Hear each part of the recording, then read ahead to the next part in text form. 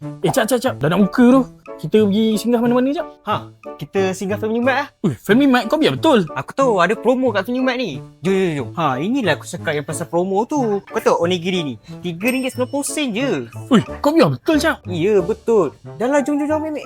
Yelah. Ni macam sedap. Tapi yang ni pun nampak sedap juga. Kau ambil je lah semua. Okey, ambil semua.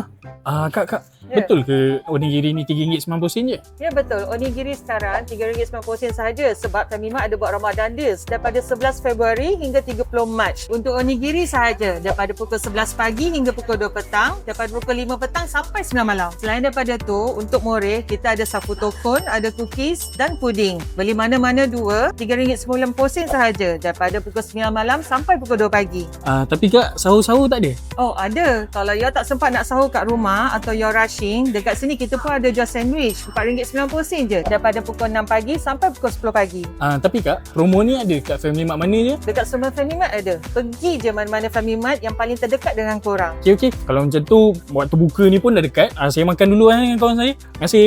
Tapi Dek, Apa lagi? Jom lah, buka. Oh, buka.